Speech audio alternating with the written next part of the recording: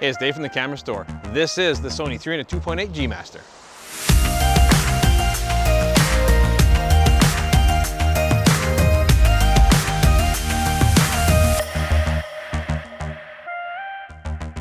So this is it. This is the Sony 2.8 G Master lens. Now, Ev and I had a sample of this way back when Sony launched the A9 III in New York, and it was a fantastic lens, but I only had a brief time with it as we had to give it back, unfortunately. But now we have one of these in our rental department here at the Camera Store, so I was eager to take it out and really get a good feel for it. This is a G Master lens and a 2.8, so this is a bread and butter lens for a lot of indoor sport shooters and wildlife photographers, especially the 2x converter, which we've brought today. We're going to check it all out and talk all about what this lens has to offer and the results you can expect from it. Now, when you get your hands on this lens, the first thing you're going to realize is just how light it is. And if you've been used to an older generation, a 10 or 15-year-old 2.8 lens from any manufacturer, they're significantly heavier. So this lens is very lightweight. In fact, it comes in at 52 ounces or 1,470 grams. Now, as far as the size goes, the lens itself is about 10.5 inches long. We have the hood on here as well, which makes it look even longer. But the big selling point on this lens is that front optic, and it comes at about 5 inches across, but it is fully featured with all kinds of stuff. The very back of the lens, we do have a 40.5 drop-in filter, so if I want to put a polarizer on here or something like that, I can apply it to the back here, which is really convenient. On the side here, we do have a full rack of switches here, autofocus, manual focus switch, or limit switches, things like that. So it is very typical what you see on the previous 2.8 or the 600 f4. Sony has kept it very similar, so if you are coming from those lenses as well, it's going to feel right at home. Now, dominating the hand controls on this lens, we do have a giant focusing ring, which I use a lot. And I love the fact that Sony has put it just where the lens flares out. So with your hands exploring the lens, you can easily find that focusing ring without being confused by anything else. Beyond that, we do have a function ring, which allows me to do some customization to this camera.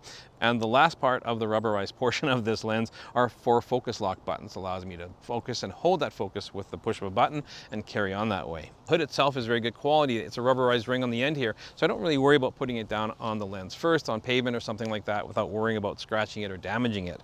I do really like that they include a tripod collar foot, of course, which is great, but the tripod foot itself is easily removable, and I can put an Arca Swiss compatible foot onto there if I want to from a third-party manufacturer.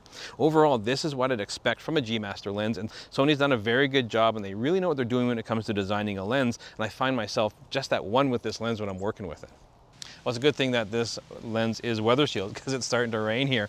Let's talk about what's on the inside of this lens here as well, because that 2.8 can deliver some amazing image quality with very, very shallow depth of field. But it doesn't matter if it's shallow depth of field if it can't find focus with that.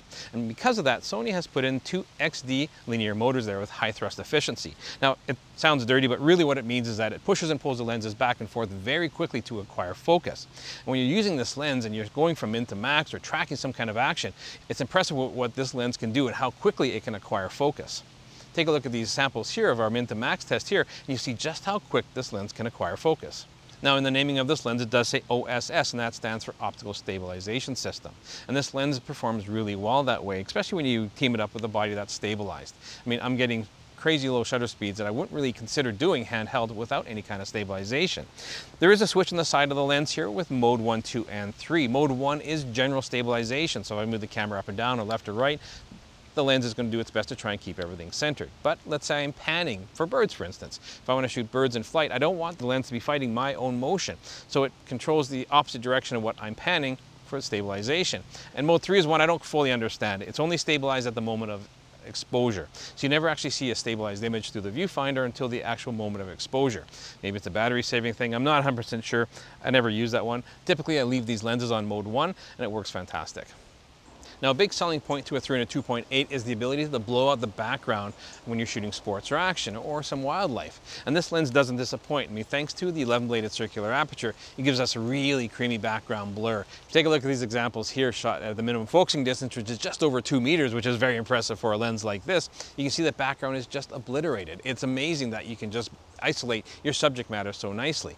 All right, so what do we expect as far as image quality from this lens? I certainly have high hopes for this lens, and it is not disappointing me. I mean, inside this lens we have 1 ED element and 3 super ED elements, which are going to give us that extra contrast and a really nice punchy looking images.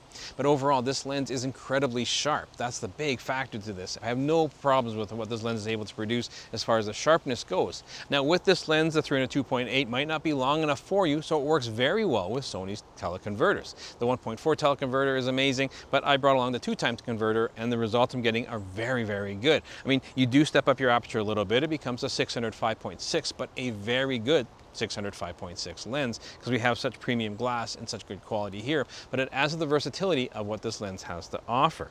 Sony has put all kinds of little touches on this lens as well we haven't talked about, such as fluorine coating on the front element to keep it lens nice and clean. Overall, when I look at the experience with this lens, the results I'm getting from it are fantastic. Incredibly sharp images, super creamy background blur, and the minimum focusing distance of 2 meters is amazing to work with a lens like this, and I'm getting some really cool flower shots here on this rainy day.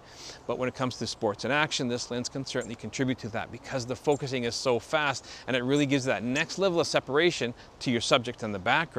Overall, Sony has produced a fantastic lens here, but I'm not really surprised. I mean, I've used the 600 f4, I've used the 400 2.8, both exceptional lenses in their class as well. And this is no exception. This 300 2.8 produces some exceptional results in a very lightweight package with great functionality. And now we have it in a rental pool. So if you are in Calgary and you want to try it out and take it for a spin, I highly recommend it. You won't be disappointed with this lens and what it has to offer.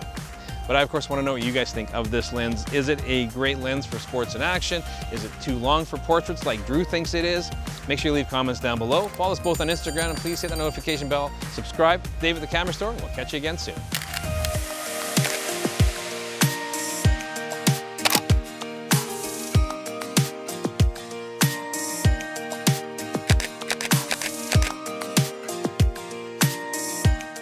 If you liked what you saw in this last episode, you want to check out more of our recent content, click up here. And if you're Canadian and you want to shop local, check out thecamerastore.com down here.